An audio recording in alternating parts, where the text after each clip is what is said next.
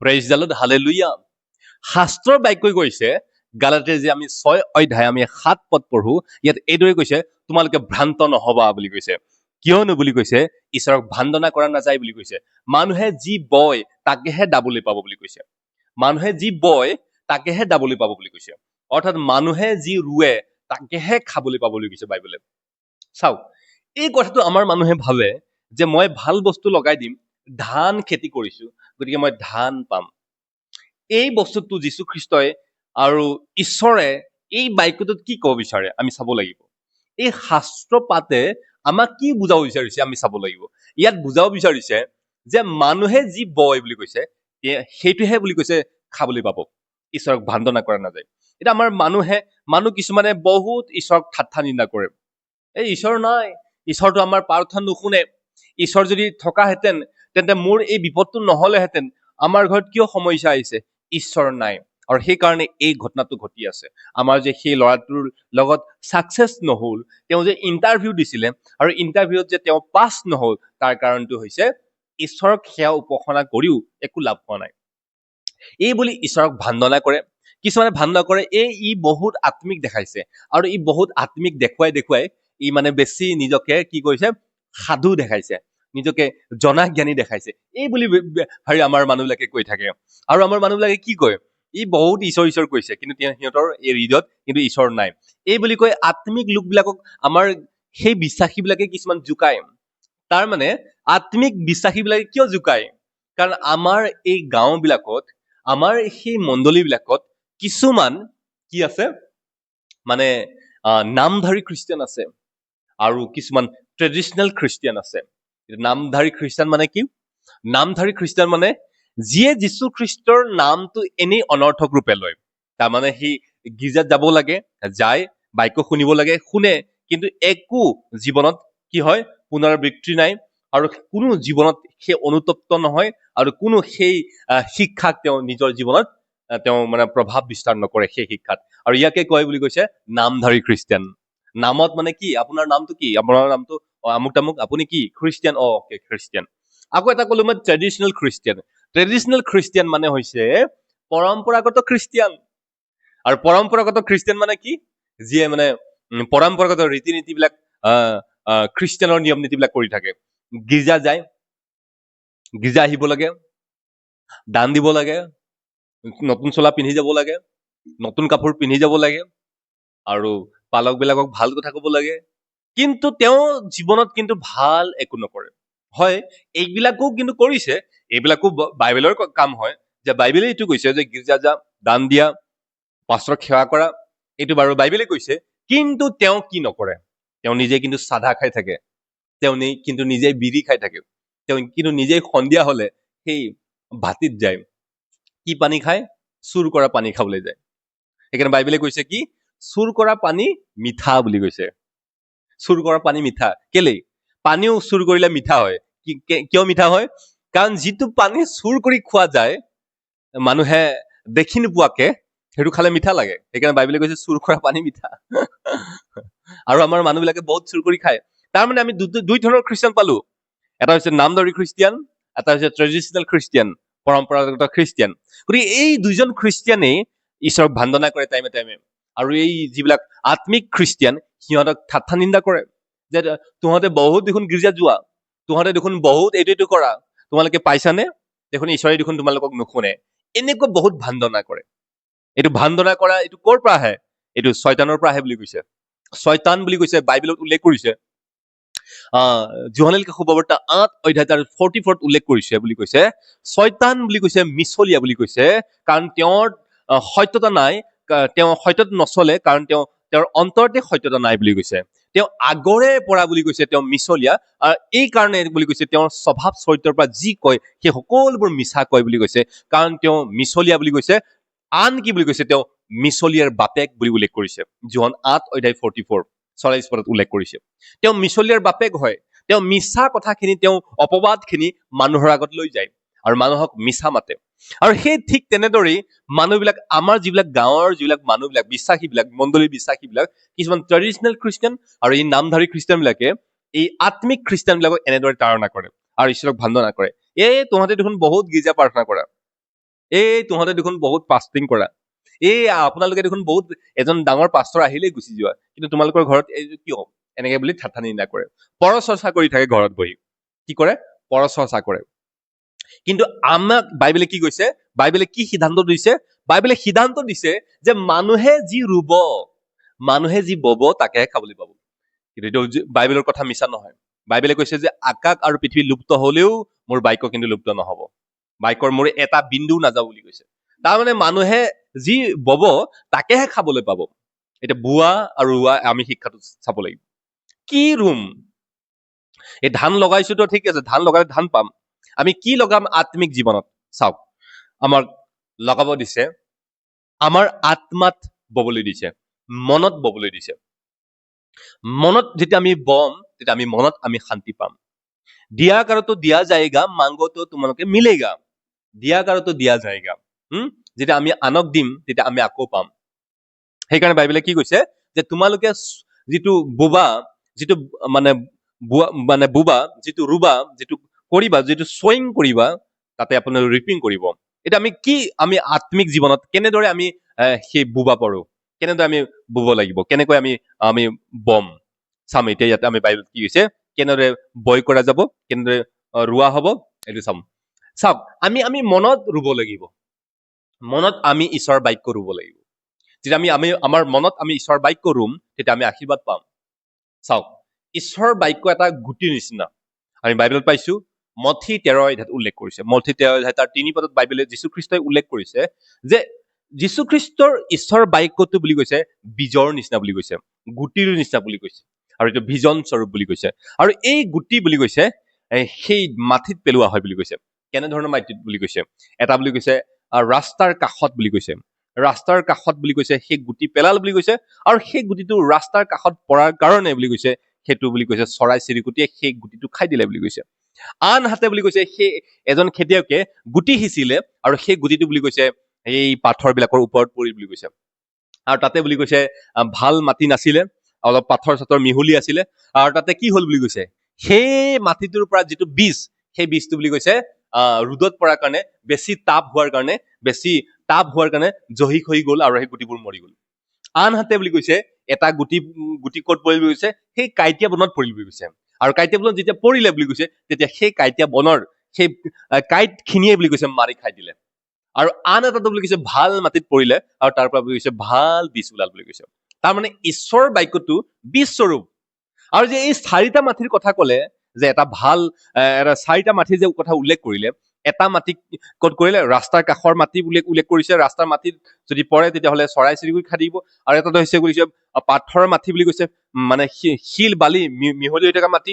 আন এটা মাটি হৈছে কাঁইটৰ মাটি, য'ত কাঁইটে খাই দিব। আন এটা হৈছে ভাল মাটি।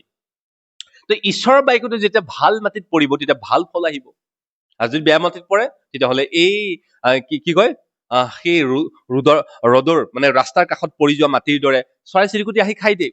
এতিয়া আমি ভাল ভাল কথাবিলাক কৈ আছো, ভাল ভাল কথাবিলাক আমি আপোনালোকক জনাই আছো, কিন্তু আপোনালোকৰ জীৱনৰ পৰা কোনে চুৰ কৰি লৈ যায়? সেই শয়তান, যে চুৰ বুলি কৈছে, যি প্ৰবঞ্চনা বুলি কৈছে, যি অপবাদক বুলি কৈছে, যি নৰসাধক বুলি কৈছে। আৰু বাইবেলে যীশুখ্ৰীষ্টই উল্লেখ কৰিছে, যোহন 10 অধ্যায় 10 পদত উল্লেখ কৰিছে, চোৰে চুৰ কৰিবলৈ আহে আৰু বধ কৰিবলৈ আহে। চোৰে চুৰ কৰিব আহে আৰু বধ কৰিব আহে আৰু হত্যা কৰিব আহে, কিন্তু মই হলে আহিলো প্ৰচুৰ পৰিমাণত জীৱন দিবলৈ। এতিয়া চুৰ কাক উল্লেখ কৰিছে যীশুখ্ৰীষ্টই? এই শয়তানক চুৰ বুলি উল্লেখ কৰিছে। কাৰণ শয়তানে এই বিশ্বাসী বিলাকৰ বস্তুবিলাক চুৰ কৰে। গতিকে আমি কি কৰিব লাগিব? আমাৰ মনত আমি ঈশ্বৰৰ বাক্য ৰুব লাগিব। এতিয়া কেনেকে? মন কি বস্তু? চাওক, মন হৈছে আমাৰ চিন্তা। মন মানে কি? মন কি বস্তুৰে গঠিত? আপোনালোকে চাওক, 6-5টা বস্তুৰে গঠিত।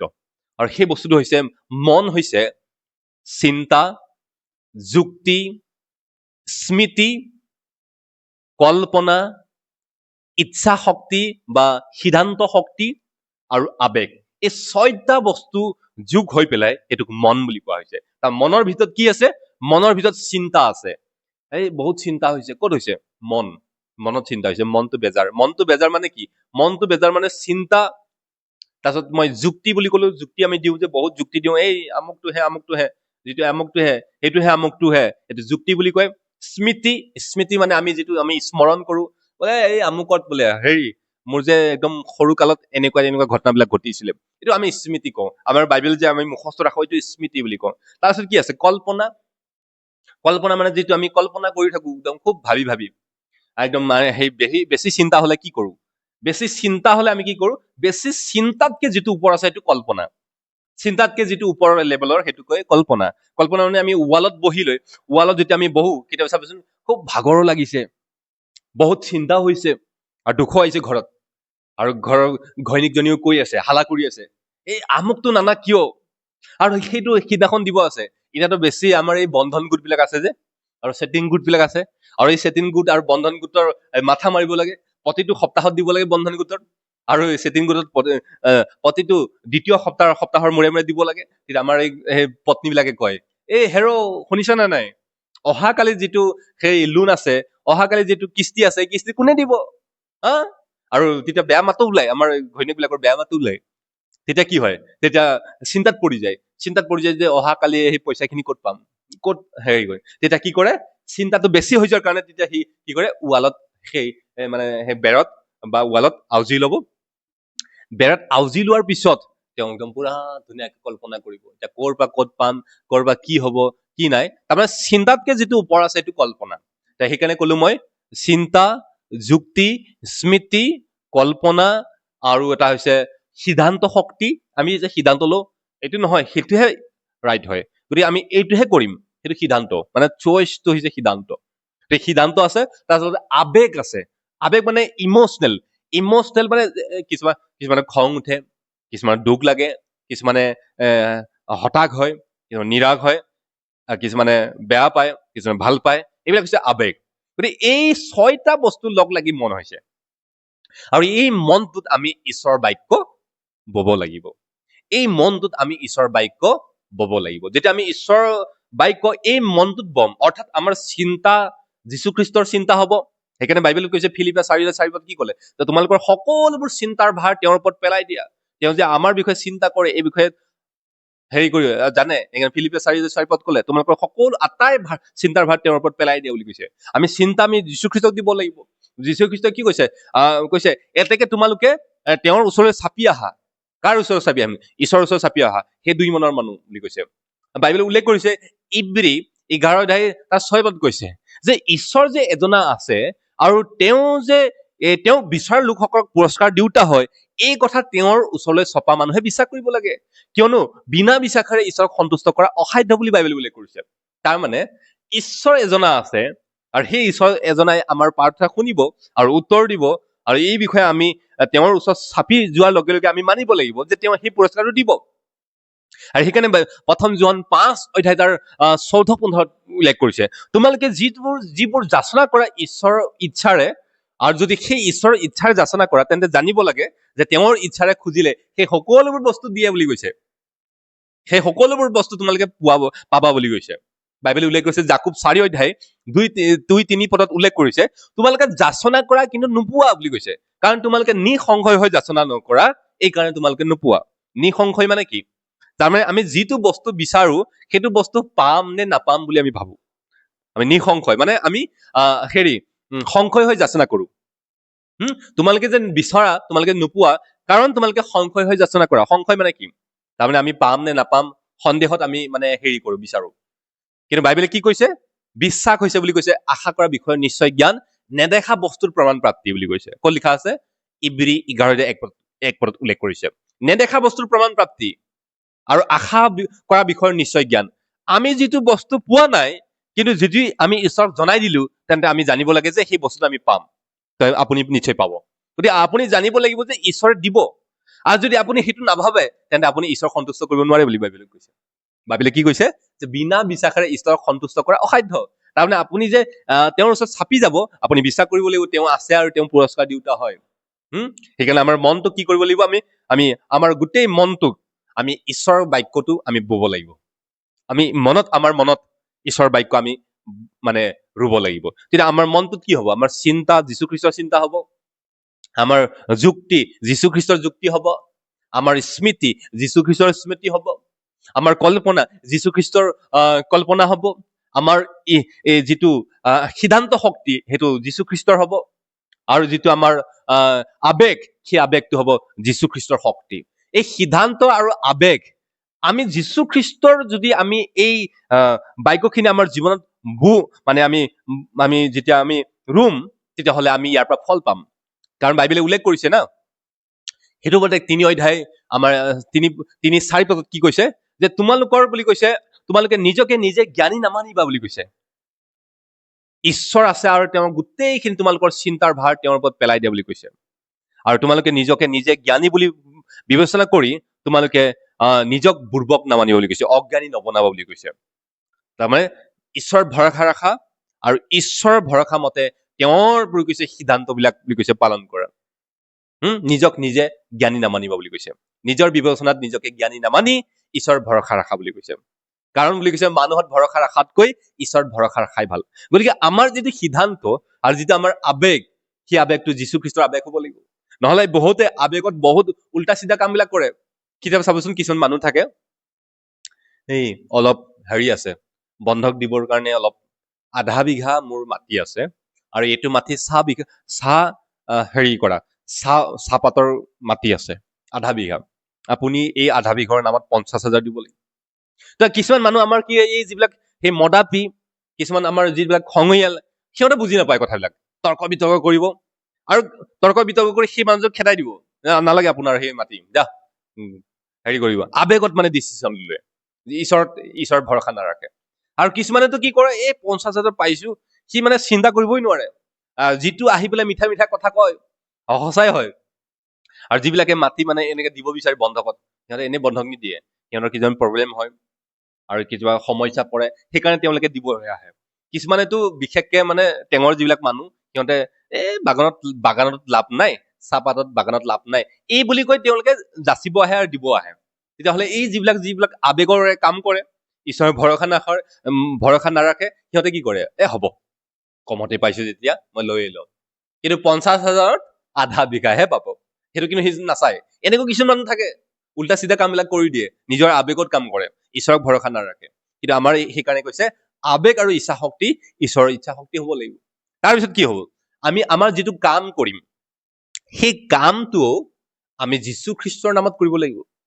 সেই মানে মই কি কৈ আছো, আপোনাক কৈ আছো যে গোটেই ঈশ্বৰৰ বাক্যখিনি আপোনাৰ জীৱনত এই মানে যি বব তাকেহে খাবলৈ পাব বুলি কৈছে। যি মানুহে বয় তাকেহে বুলি কৈছে ৰুব।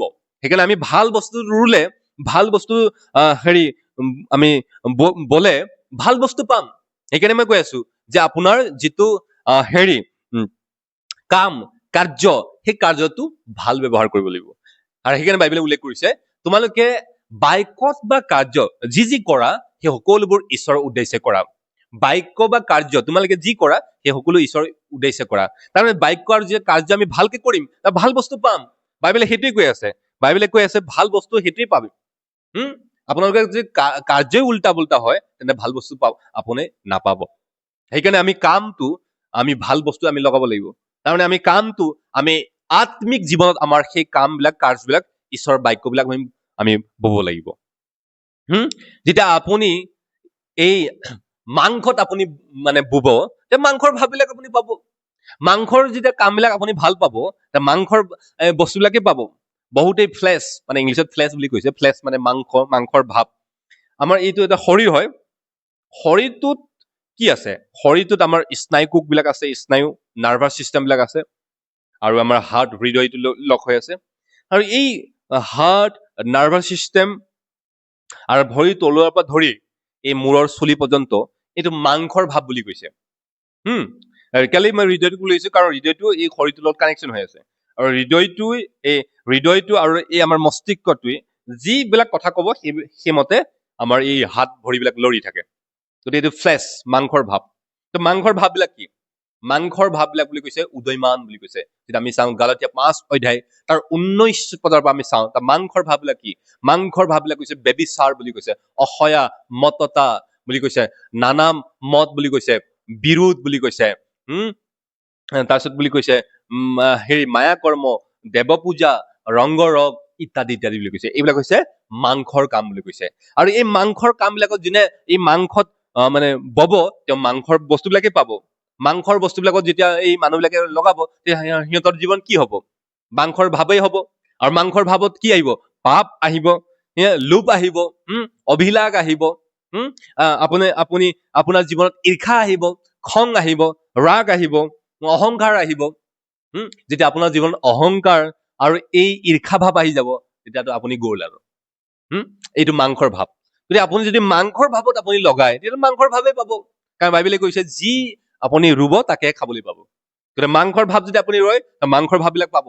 আপুনি সেইকাৰণে মাংসৰ ভাৱ, বেবিচাৰ বহুতেই কৰে, বেবিচাৰ, অসয়া, মত্ততা, নানামত, বিৰোধ, বেবিচাৰ, মায়াকৰ্ম, দেৱপূজা, ৰংগৰগ, মত্ততা, ঈৰ্ষা, এইবিলাক হৈছে মাংসৰ ভাৱ। বহুতেই আমাৰ অসচিতা জীৱন জীয়াই, বহুতেই বেবিচাৰ জীৱন জীয়াই। গতিকে এইবিলাক যিমান কৰিব চব মাংসৰ ভাৱবিলাক পাব। মাংসৰ ভাৱত আপোনাৰ মৃত্যু আহিব, আত্মিক মৃত্যু আহিব। এটা সময়ত আপুনি পৰি যাব, আৰু এই বাচা মোৰ কাৰণে কোনোবা প্ৰাৰ্থনা কৰিব আহক, মই বহুত বিপদত পৰি গলো, মোৰ মাটি বিক্ৰী হৈ গল, মোৰ ইমান বেমাৰ আহিছে, মোৰ ঘোৰ বিপদ আহিছে, মোক কোনোবাই ৰক্ষা কৰো, এনেকা হ'ব। আমাৰ এই কিছুমানৰ জীৱনবিলাক চাব, কেতিয়াবা জীৱনবিলাক চাব, কেতিয়াবা নিজৰ দম্ভত বহুত ঘটি লৈ বহুত গাড়ী ঘোঁৰা ইত্যাদি কৰি শ্ব' অফ কৰি থাকে, মানুহবিলাক দেখাই থাকে, চাওক ঈশ্বৰে মোক কিমান বস্তু দিলে, এনে বুলি মানুহবিলাকক দেখাই থাকে।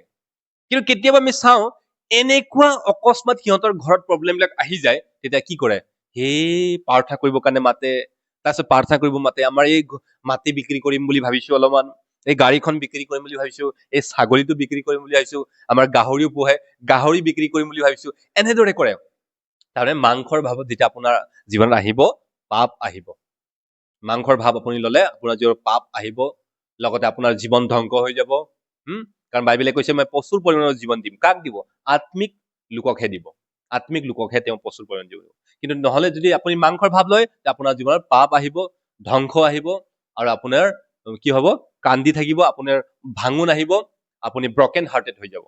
কিন্তু যেতিয়া আপুনি আত্মাত আপুনি আপুনি বলে কি হব?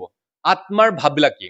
আত্মাৰ ভাৱবিলাক হৈছে প্ৰাৰ্থনা, বিশ্বাস, বাইবেল অধ্যয়ন, প্ৰেম, ক্ষমা, মৃদুভাৱ, দয়া, কৃপা, এইবিলাক হৈছে আত্মাৰ ফল বুলি কৈছে। আত্মাৰ ফল আমি জানো নহয়, এই গালাতিয়া 5:22 উল্লেখ কৰিছে নহয়, কি কৰিছে? চিৰসহিষ্ণুতা, প্ৰেম, মৃদুভাৱ, মংগল ভাৱ, ইন্দ্ৰিয় দমন, প্ৰেম, ক্ষমা, দয়া, কৃপা, এই সকলোবোৰ আত্মাৰ ফল বুলি কৈছে। আৰু এই আত্মাৰ ফলবিলাকৰ বিৰুদ্ধে কোনো বিধান নাই বুলি কৈছে। যে আপুনি আত্মাৰ ফলবিলাক আপুনি বব, যে আত্মাৰ বস্তুবিলাক পাব, আপুনি আত্মিক জীৱন পাব, প্ৰচুৰ পৰিমাণৰ জীৱন পাব, আপোনাক কোনো অন্যায় কৰিব নোৱাৰিব, আপুনি জয়যুক্ত জীৱন পাব। কিয় জয়যুক্ত জীৱন পাব? কাৰণ বাইবেলে উল্লেখ কৰিছে, মথি 6:33 উল্লেখ কৰিছে, তোমালোকে সৰ্বপ্ৰথমে বুলি কৈছে ঈশ্বৰৰ ৰাজ্য আৰু ধাৰ্মিকতা বিচৰা, তাতে তোমালোকক সকলোবোৰ দিয়া হব বুলি কৈছে। ক'ত লিখা আছে? মথি 6:33 উল্লেখ কৰিছে। সকলোবোৰ বস্তু দিব। যেতিয়া আমি ধাৰ্মিকতা আৰু আত্মিক জীৱন যাপন বিচাৰিম, তেতিয়া সকলোবোৰ বস্তু তেওঁ দিব বুলি কৈছে। ইয়েছ, যেতিয়া আমি আত্মিক বস্তুত আমি বম, তেতিয়া আত্মিক বস্তুবিলাক পাম। বাইবেলে উল্লেখ কৰিছে, ৰোমিয়া 8:37 কৈছে, এই কাৰণে আমি কি কম বুলি কৈছে? কাৰণ যীশু খ্ৰীষ্টৰ নামত আমি জয়তকৈ জয়যুক্ত বুলি কৈছে। ৰোমিয়া 8:37 37 উল্লেখ কৰিছে। আমি যীশু খ্ৰীষ্টৰ নামত কি? জয়তকৈ জয়যুক্ত। বাইবেলে উল্লেখ কৰিছে, প্ৰকাশিত বাক্য 1:6 উল্লেখ কৰিছে যে আমাক এতিয়া বুলি কৈছে তেওঁৰ ৰাজ্যত ৰজাস্বৰূপ পাতিছে। কাৰ ৰাজ্যত? ঈশ্বৰৰ ৰাজ্যত আমাক ৰজাস্বৰূপ পাতিছে। যাকো উল্লেখ কৰিছে তোমালোকে এতিয়া ৰাজকীয় পুৰুষ বুলি উল্লেখ কৰিছে। কি পুৰুষ? ৰাজকীয় পুৰুষ। আমি তেওঁৰ ৰাজ্যত আমি ৰাজ কৰিব পাৰিম, তেওঁৰ ৰাজ্যত আমি চলিব পাৰিম, আমি ৰাজকীয় পুৰুষ।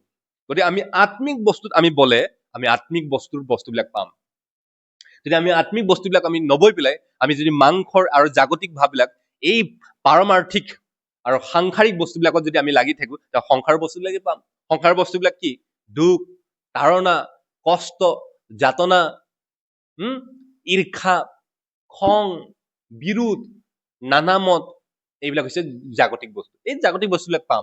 কিন্তু যেতিয়া আমি আত্মিক বস্তুবিলাকত আমি লগাম, তেতিয়া আমি যেতিয়া আত্মিক বস্তুবিলাকত লগাম, প্ৰাৰ্থনা, আমাৰ বিশ্বাস, আমাৰ ক্ষমা, আমাৰ প্ৰেম যেতিয়া লগাম, তেতিয়া আমি ঈশ্বৰৰ পৰা আমি কিবিলাক পাম? ঈশ্বৰৰ পৰা দয়া পাম, ঈশ্বৰৰ পৰা কৃপা পাম, ঈশ্বৰৰ পৰা ফেভৰ পাম। ফেভৰ মানে তেওঁৰ মৰম পাম, তেওঁৰ পৰা আমি কি পাম, তেওঁৰ পৰা আমি ক্ষমা পাম, তেওঁৰ পৰা কি পাম, প্ৰাৰ্থনাৰ উত্তৰ পাম, তেওঁ আমাক নিজ হাতেৰে চলাব। আৰু সেই যেতিয়া ঈশ্বৰ আমাৰ সপক্ষে হ'ব, তেন্তে আমাৰ বিপক্ষে হ'ব কোন বুলি বাইবেলে উল্লেখ কৰিছে। যে আমাৰ ঈশ্বৰ সপক্ষ, তেন্তে আমাৰ বিপক্ষে হ'ব কোন? গতিকে আমি কি কৰিব লাগিব? আত্মিক বস্তুবিলাকত আমি বব লাগিব। কাৰণ কি কৈছে ইয়াত, কি বাইবেলে উল্লেখ কৰিছে? গালাটীয়া 5 কৈছে, যি মানুহে ৰুব তাকে খাবলৈ পাব। আৰু তাৰ উপৰিও আটাইতকৈ ডাঙৰ কামটো হৈছে কি? আটাইতকৈ ডাঙৰ কথাটো হৈছে কথাটো আমি ঈশ্বৰৰ বাক্য আমি লাগু কৰিব লাগিব। কথাটো আমি ঈশ্বৰৰ বাক্য ৰুব লাগিব। আমাৰ কিছুমান ঘৈণীয়েকবিলাক থাকে, কিছুমান ৱাইফ বিলাক থাকে, আইসকল থাকে। আইসকল কি কৰে? ইমান টুটু মেমে গালি দিয়ে হাজবেণ্ডটোক। এজন ঘৰত গৈছিলো, জাষ্ট প্ৰাৰ্থনা কৰিব গৈছিলো। প্ৰাৰ্থনা কৰোঁতে কুকুৰ মিকুৰী গালি দি আছে হাজবেণ্ডটোক, আৰু হাজবেণ্ডটোৱে মোক মাতিছে। তাৰপিছত মই ভাবিলো প্ৰাৰ্থনা কৰি দিম নে নিদিম, ইমান গালি দি আছে। আৰু মোকো লাজ লাগিছে, কাৰণ মইতো মতা মানুহ হয়, মতা মানুহ এটা গালি দি আছে মাইকী মানুহ। আৰু কেতিয়াবা চাবিচোন, মতা মানুহক যেতিয়া কোনোবাই মাইকী মানুহে গালি দি থাকে, আপুনিও যেতিয়া মতা হ'ব, অলপমান মানে সৰু সৰু অনুভৱ হয়, মানে মাইকী মানুহে গালি দি আছে, মাইকী মানুহৰ তলত চলি আছে, এনে অনুভৱ হয়। কিন্তু মই আইবিলাকক এনেটো কোৱা নাই, আইবিলাক কিছুমান ভালো থাকে, কিন্তু কিছুমান আই বহুত গালি দিয়া, জিভাটো কণ্ট্ৰল নকৰে। জিভাটো কণ্ট্ৰল কৰিব লাগিব। জিভাটোক বহুতে আমাৰ আইসকলে কণ্ট্ৰল নকৰে, কিন্তু কণ্ট্ৰল কৰিব লাগিব। যদি কণ্ট্ৰল নকৰে, তেতিয়াহ'লে অলপ ক্ষতি আছে। বাইবেলত যেতিয়া আমি জাকুব 3 অধ্যায় যেতিয়া আমি 3 অধ্যায় যেতিয়া আমি চাওঁ, বাইবেল জাকুব 3 অধ্যায় যেতিয়া 16 পদত এইদৰে কৈছে, কি কৈছে? যেতিয়া আমি জাকুবত চাওঁ, বাইবেলে উল্লেখ কৰিছে যে সেয়ে বুলি কৈছে, জিভা অগ্নিময় স্বৰূপ বুলি কৈছে। জিভা কি হয়? অগ্নিময় স্বৰূপ বুলি কৈছে। তাক নিয়ন্ত্ৰণ কৰা বুলি কৈছে। নহলে এই বুলি কৈছে, বহুত বস্তু খাই পেলাব বুলি কৈছে। জাকুব 1 অধ্যায় যেতিয়া আমি চাওঁ, জাকুবত আমি 1 অধ্যায় যেতিয়া আমি 26 পদটো পঢ়ো, ইয়াত কি কৈছে? কোনে যদি নিজকে ধাৰ্মিক বুলি মানে, কিন্তু নিজৰ জিভা দমন নকৰি নিজৰ হৃদয়ক ভুলায়, তেনেহলে সেই মানুহ ধৰ্ম কৰ্ম ব্যৰ্থ। ইয়াত বাইবেল উল্লেখ কৰিছে, যি ব্যক্তিয়ে নিজকে যদি যীশুখ্ৰীষ্টৰ নামত ধাৰ্মিক বুলি গণিত হৈছে, কিন্তু তেওঁৰ যদি জিভাক চম্ভালি নাৰাখে, তেতিয়াহ'লে তেওঁৰ ধৰ্ম কাৰ্য ব্যৰ্থ বুলি কৈছে। আপোনাৰ ধৰ্ম কাৰ্য ব্যৰ্থ হবলৈ দিব নেকি? আপুনিও দিব নোৱাৰে, তেতিয়াহ'লে আপোনাৰ জিভাটোক চম্ভালিব লাগিব। চবকে কৈছো দেই, যিবিলাকে বেয়া বেয়া মাত মাতে, যিবিলাকে কুটু মাত মাতে, মৃদু মাত নহয়, বাইবেলে উল্লেখ কৰিছে যে বুলি কৈছে, মৃদু উত্তৰে বুলি কৈছে, খং বুলি কৈছে ডাউন কৰে। খং মানে কৈছে নম্ৰ কৰে বুলি কৈছে। কিন্তু কুটু কথাই বুলি কৈছে খং তোলে বুলি কৈছে, বাইবেল উল্লেখ কৰিছে সেইটো পদেকত। গতিকে কুটু কথাই খং তোলে। আমাৰ এই আই কিছুমান থাকে, ইমান কুটু কথা কয়, ইমান মানে কৰে, সেইটো এৰিব। আপোনাৰ কথা একদম যীশুখ্ৰীষ্টৰ কথা নিচিনা হ'ব লাগিব, যীশুখ্ৰীষ্টৰ কথা নিচিনা হ'ব লাগিব। আৰু যীশুখ্ৰীষ্টৰ নিচিনাকে আমি চলিবৰ কাৰণে চেষ্টা কৰিব লাগিব। আমাৰ কথা বতৰা সকলোবোৰ আমাৰ যীশুখ্ৰীষ্টৰ নিচিনাকে হ'ব লাগিব। নহলে যীশুখ্ৰীষ্টই এবাৰ কৈছিল নহয়, মথি 22 অধ্যায়ত কি কৈছে? যে these peoples honor me with their lips, but their hearts are far away from me. কি কৈছে? তাৰমানে কৈছে, এই লোকসকল মোক উঠাৰেহে সন্মান কৰে, কিন্তু তেওঁলোকৰ অন্তৰত কিন্তু মোৰ প্ৰতি প্ৰেম নাই। আমি তেনেকুৱা লোক নেকি? আমি তেনেকুৱা লোক হ'ব নালাগিব। আমি যি ৰুম তাকেহে খাবলৈ পাম। আপোনালোকে যদি ভাল আপুনি কৰে, তেতিয়াহ'লে ভাল বস্তু খাবলৈ পাব। তেতিয়াহ'লে আজিৰ পৰা আপোনালোকে ভাল বস্তুবিলাক কৰিব লাগিব। ভাল বস্তুবিলাক কৰিলে যে আপোনাৰ ধৰ্মকৰ্থ ব্যৰ্থ নহব, ধৰ্ম কাৰ্য ব্যৰ্থ নহব। কাৰণ বুলি কৈছে বিনা বিশ্বাসেৰে ঈশ্বৰক সন্তুষ্ট কৰা অসাধ্য, কিন্তু বিশ্বাস যদি আছে কিন্তু যদি কৰ্ম নাই, তেতিয়াহ'লে সেই বিশ্বাস মৰা বুলি কৈছে। কাৰণ বিশ্বাস থাকিলে কৰ্মও লাগিব। এই বুলি মই কোৱা নাই, আমাৰ ঈশ্বৰৰ ৰাজ্যত যিটো অন্য ধৰ্মই নিশিকায়, আমাৰ খ্ৰীষ্টিয়ান বিশ্বাসত শিকাইছে, সেইটো হৈছে বিশ্বাসত যে পৰিত্ৰাণ বিনামূল্যে দিয়ে। কোনে দিয়ে? যীশুখ্ৰীষ্টই পৰিত্ৰাণ বিনামূল্যে দিয়ে, পাপৰ ক্ষমা বিনামূল্যা, অনন্ত জীৱন বিনামূল্যা, ঈশ্বৰৰ প্ৰেম বিনামূল্যা, ঈশ্বৰৰ প্ৰতি আমাৰ ঈশ্বৰৰ আমাক দিয়া উত্তৰ বিনামূল্যা। এই কেইটামান বস্তু আছে, সেইটো বিনামূল্যা। পৰিত্ৰাণ বিনামূল্যা। পৰিত্ৰাণ কিয় বিনামূল্যা? পৰিত্ৰাণৰ কাৰণে আপুনি যি টি কৰ্ম কৰিব নালাগে, আপুনি বিধান সম্পূৰ্ণ কৰিব নালাগে। বিধান বেলেগ ধৰ্মত তেনেকুৱা নিশিকায়। বেলেগ ধৰ্মত কয় যে ভাল কাম কৰি আহা, তাৰপিছত ঈশ্বৰৰ ওচৰত আহা। আমাৰ বাইবেলে কৈছে পৰিত্ৰাণ বিনামূল্য। গালাতিয়া 2:8 কৈছে অনুগ্ৰহেৰেহে বিশ্বাসৰ দ্বাৰাই তোমালোকে পৰিত্ৰাণ পলা, আৰু সেই তোমালোকৰ নহয়, কিন্তু ঈশ্বৰেহে দিয়া এক দান।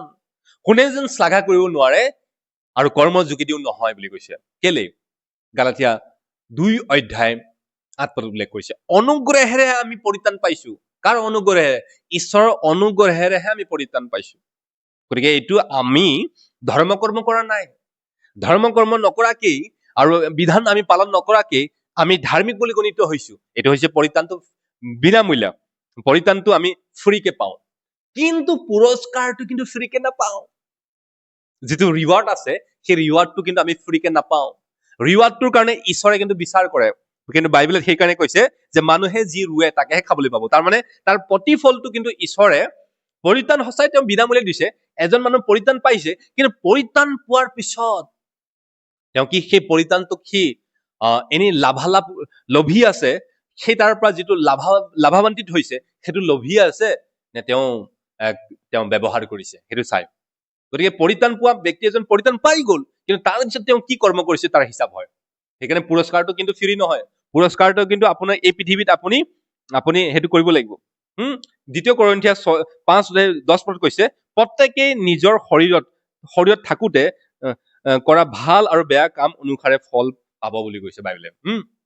যেতিয়া আমি শৰীৰত আছো, এই শৰীৰত যিটো আমি ভাল কৰিম তেতিয়া ভাল ফলবোৰ পাম। কাৰণ বাইবেলে উল্লেখ কৰিছে মন কপটময় বুলি কৈছে, মন চলনাময় বুলি কৈছে। তাৰ ৰূপ কোনে বুজিব পাৰে? কিন্তু ঈশ্বৰ জিহুৱাই বুলি কৈছে মানুহৰ মন আৰু মানুহৰ হৃদয় পৰীক্ষা কৰা ঈশ্বৰ জিহুৱা বুলি কৈছে। আৰু তেওঁবিলাকক বুলি কৈছে নিজ নিজ আচাৰ ব্যৱহাৰ কৰ্ম অনুসাৰে প্ৰতিফল দিওঁতা ঈশ্বৰ হয় বুলি কৈছে। ক'ত লিখা আছে? জিৰিমিয়া 17:9-10 উল্লেখ কৰিছে যে তেওঁ আচাৰ ব্যৱহাৰ আৰু আমাৰ কৰ্ম অনুযায়ী তেওঁ প্ৰতিফল দিয়ে। আৰু সেইকাৰণে কৈছে কি কয় প্ৰকাশিত বাক্য, চোৱা মই বেগাই গৈ আছো আৰু যাৰ যেনে প্ৰতিফল তেওঁক তেনেদৰে মই পুৰস্কাৰ দিম বুলি কৈছে।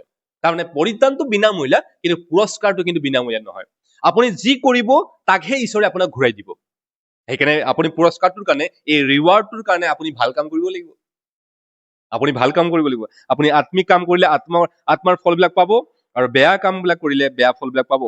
কাৰণ বাইবেলে উল্লেখ কৰিছে 1 Korinthians 3:12-15 কৈছে জুহেৰে পৰীক্ষা ল'ব বুলি কৈছে। নিজ নিজ কৰ্ম অনুসাৰে তেওঁ যোনে যি কৰ্ম কৰিছে সেই কৰ্ম অনুসাৰে বুলি কৈছে তেওঁ প্ৰতিফলটো দিবই, কিন্তু তেওঁ জুহেৰেও পৰীক্ষা ল'ব বুলি কৈছে। গতিকে আপুনি ভাল কাম কৰিব লাগিব এই পৃথিৱীত। যিশুৱে চব দিব তেনে নহয়। আপুনি ভাল কাম কৰিলে আপুনি ভাল বস্তুবোৰ পাব। তেওঁ কৰ্মৰ হিচাপ লয়, কিন্তু তেওঁ পৰিত্ৰাণৰ হিচাপ নলয়, কাৰণ পৰিত্ৰাণটো বিনামূল্য। আপুনি যীশু খ্ৰীষ্টক গ্ৰহণ কৰিলে ভাল কথা। বাইবেল উল্লেখ কৰিছে যোহন 1:12 উল্লেখ কৰিছে যিমান মানুহে যীশু খ্ৰীষ্টক গ্ৰহণ কৰিলে সেই আটাই লোককে তেওঁৰ সন্তান হবলৈ তেওঁ যোগ্য কৰিলে। তাৰমানে যীশু খ্ৰীষ্টক যোনে বিশ্বাস কৰিব তেওঁক ঈশ্বৰৰ সন্তান হবলৈ তেওঁ যোগ্য বুলি ঘোষণা কৰিছে। কাৰণ যীশু খ্ৰীষ্টই আমাৰ কাৰণে তেজ দিছে। সেইকাৰণে যীশু খ্ৰীষ্টই আমাক মৰম কৰাৰ কাৰণে আমি সেইটো পৰিত্ৰাণটো ফ্ৰীকে পাইছো। কিন্তু ৰিৱাৰ্ড, পুৰস্কাৰটো কিন্তু ফ্ৰী নহয়। পুৰস্কাৰটোৰ কাৰণে আমি কিন্তু ভাল কামবিলাক কৰিব লাগিব। ভাল কাম কৰিলে আমি ভাল বস্তুবিলাক পাম, কিন্তু যদি আমি বেয়া কামবিলাক কৰো তেতিয়াহ'লে আমি বেয়া ফলবিলাক পাম। এইটো কথা আপুনি মনত থাকিব লাগিব। গতিকে আপুনি আপোনাৰ সেই আত্মাত আপোনাৰ ভাল বস্তুবিলাক আপুনি ৰুব লাগিব। আত্মাৰ ফলবিলাক আপুনি ৰুব লাগিব। প্ৰাৰ্থনাত আপুনি জীৱন আপুনি অতিবাহিত কৰিব লাগিব। কাৰণ প্ৰাৰ্থনাটো এটা অস্ত্ৰ বুলি বাইবেলে উল্লেখ কৰিছে। প্ৰাৰ্থনাটো এটা অস্ত্ৰ বুলি উল্লেখ কৰিছে। যেতিয়া আমি ইপিচিয়াত চাওঁ, ইপিচিয়াত উল্লেখ কৰিছে যে এইটো এটা কৈছে কি হয়, অস্ত্ৰ শস্ত্ৰ বুলি উল্লেখ কৰিছে। ইপিচিয়া 6 যেতিয়া আমি চাওঁ 18 উল্লেখ কৰিছে যে প্ৰাৰ্থনা এটা অস্ত্ৰ বুলি কৈছে। গতিকে আমি যে প্ৰাৰ্থনাৰ অস্ত্ৰ হয়, আমি ঈশ্বৰৰ পৰা আমি ভাল ফলবিলাক পাম, আমি ভাল উত্তৰবিলাক পাম। গতিকে আমি প্ৰাৰ্থনা কৰিব লাগিব। এইবিলাক হৈছে আত্মাৰ কামবিলাক। গতিকে যে আমি আত্মাৰ কামবিলাক কৰিম তেতিয়া আমি ঈশ্বৰৰ পৰা আমি আত্মাৰ বস্তুবিলাক পাম। কাৰণ বাইবেলে উল্লেখ কৰিছে যোহন 4:24 উল্লেখ কৰিছে যে বুলি কৈছে ঈশ্বৰ আত্মা আৰু তেওঁক ভজনা কৰা লোকসকলেও আত্মাৰে ভজনা কৰিব লাগে বুলি কৈছে। আৰু তেওঁ ঈশ্বৰ বুলি কৈছে যিবিলাকে আত্মাৰে ভজনা কৰে তেওঁলোককহে তেওঁ বিচাৰে বুলি কৈছে, আৰু তেওঁলোকক তেওঁ প্ৰতিফল দিয়ে বুলি কৈছে। তাৰমানে আমি আত্মাৰে যেতিয়া আমি হেৰি কৰিম, আমি আত্মাত যেতিয়া আমি ৰুম, তেতিয়া আত্মাৰ ফলবিলাক পাম। আপুনি আত্মাত নাথাকি আপুনি জগতত চলি থাকে, আপুনি জাগতিক আৰু সাংসাৰিকভাৱে চলে আৰু আত্মাৰ বস্তুবিলাক বিচাৰি থাকে। এই ঈশ্বৰে আমাক কিয় দয়া নকৰে, ঈশ্বৰে আমাক কিয় ধন নিদিয়ে, ঈশ্বৰে আমাক কিয় প্ৰেম নকৰে, ঈশ্বৰে কিয় অনুগ্ৰহ নকৰে, ঈশ্বৰে কিয় মোৰ প্ৰাৰ্থনাটো নুশুনে। আৰে ভাই, আপুনি আত্মিকত নচলি আপুনি জাগতিকত চলিব, সাংসাৰিক দিশত চলিব, আৰু এতিয়া আপুনি আত্মিক বস্তুবিলাক বিচাৰি আছে। বাইবেলে কি কৈছে? ঈশ্বৰৰ আত্মা হয় আৰু তেওঁক ভজনা কৰা লোকসকল আত্মাৰে ভজনা কৰিব লাগিব। আপুনি আত্মাৰে ভজনা কৰিলেহে আত্মাৰ ফলবিলাক পাব, নহলে আপুনি নাপাব। আত্মাৰ ফলবিলাক আপুনি লাগু কৰিব লাগিব, তেতিয়া আপুনি আত্মাৰ ফলবিলাক পাব, নহলে নাপাব। সেইকাৰণে বাইবেলে কি ক'লে? তোমালোকে যি যি কৰা সেই সকলোবোৰ বাক্যত হওক বা কাৰ্যত হওক ঈশ্বৰৰ উদ্দেশ্যে কৰা বুলি কৈছে। সেইকাৰণেতো আমি মাংসৰ কামবিলাক নকৰি আত্মাৰ কামবিলাক কৰিব লাগিব। বাইবেলে কৈছে আত্মা ইচ্ছুক কিন্তু শৰীৰ দুৰ্বল বুলি কৈছে। আত্মা ইচ্ছুক কিন্তু শৰীৰ দুৰ্বল বুলি কৈছে। কিয় আত্মা ইচ্ছুক, কিয় শৰীৰ দুৰ্বল? কাৰণ শৰীৰৰ যিবিলাক আত্মা ইচ্ছুক, আমাৰ আত্মাটো সদায় ইচ্ছুক হৈ থাকে, কিন্তু শৰীৰটো দুৰ্বল। শৰীৰটো আমাক কি কৰে? পাপত পেলাব বিচাৰে, এই সংসাৰৰ বস্তুবিলাক পেলাব বিচাৰে। গতিকে আমি এই শাৰীৰিক বস্তুবিলাক আমি নচলি আত্মিক বস্তুবিলাক চলিব লাগিব। সেইকাৰণে কৈছে তোমালোকে যদি আত্মিকভাৱে চলা, তেতিয়াহ'লে শৰীৰে তোমালোকক নিবাস কৰিব নোৱাৰিব, অৰ্থাৎ শৰীৰে তোমালোকক কণ্ট্ৰল কৰিব নোৱাৰিব, শৰীৰে তোমালোকক নিয়ন্ত্ৰণ কৰিব নোৱাৰিব। আমি আমাৰ আত্মিকত যেতিয়া চলিম, আমি ইন্দ্ৰিয় দমন কৰিব পাৰিম। ইন্দ্ৰিয় মানে কি? পঞ্চ ইন্দ্ৰিয় আছে আমাৰ।